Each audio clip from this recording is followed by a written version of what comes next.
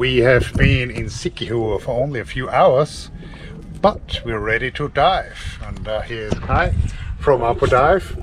So we're heading for a night dive? Yes, we're heading for a night dive. The dive site is called Area 51 and so the aliens? We'll see. Lucky you if you can spot one. You never nudie pranks look like aliens, yeah, basically? More like critters. Nice. Awesome, looking forward. And we did in fact see aliens.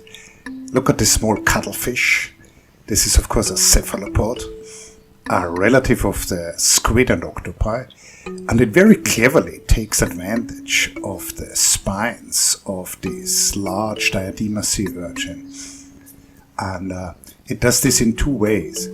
It's most of the time stayed underneath these spines, and it almost mimicked the shadow which the spines created on the rocky bottom here. Look that it shows a very different coloration when it traveled in between two different sea urchins, and now it's back to mimicking the shadow which my video light is throwing onto this limestone bottom. Now the cuttlefish spent most of the time when I observed it hiding under these Diadema sea urchin spines. This of course is a safe place. It would have to assume that myself, a very large creature, is a predator, and here it's a predator itself. You can see the feeding tentacles coming out. It probably caught a small crustacean, a shrimp or a little crab.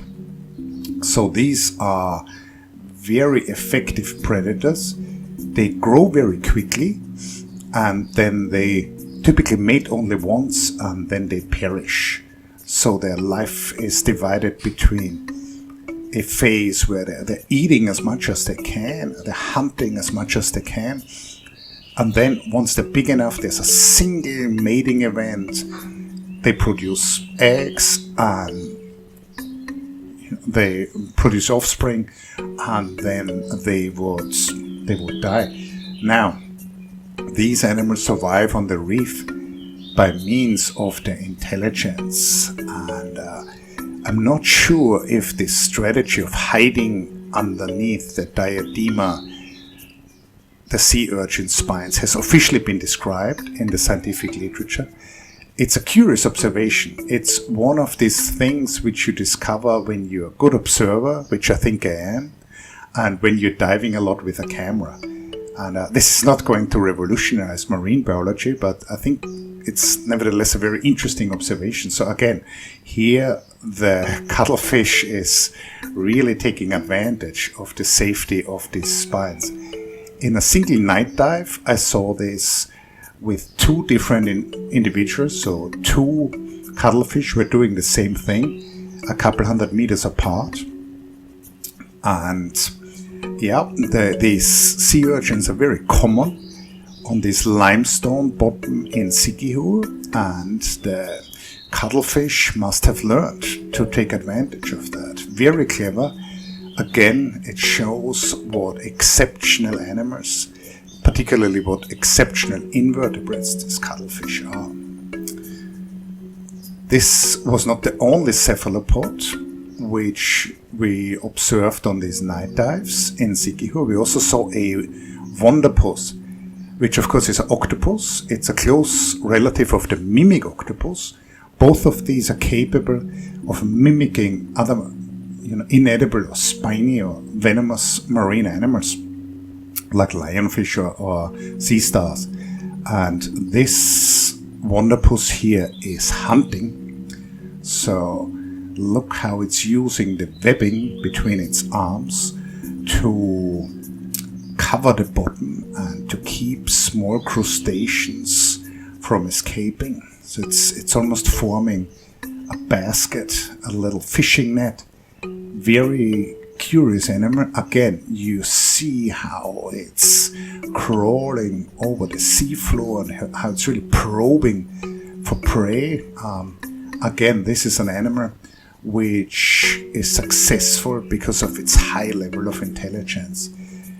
really divide humanity into people who have observed a living cephalopod and those who have not. And finally we saw this bumblebee squid, which is also it's a squid, so it's a relative of the octopi and cuttlefish, which we have seen before. And this tiny animal, it's only about the size of half a thumb, this decided to hide underneath the sand. So you can see some color changes, and you can see how it's using its arms to dig more sand on top of it.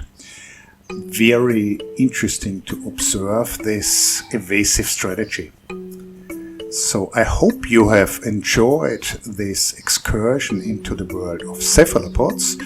We finish things up with a spiny devilfish or walkman fish. So this is a type of stonefish, and again, very curiously, this is a fish which prefers to walk and not swim.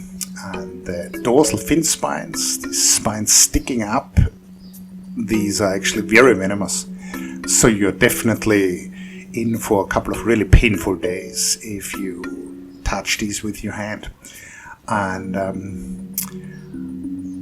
please like and subscribe. Please leave a comment. I'm always happy to answer your marine biological and scuba diving questions. Check back in the next couple of days. There will be more footage from the amazing island of Siquijor. So see you soon.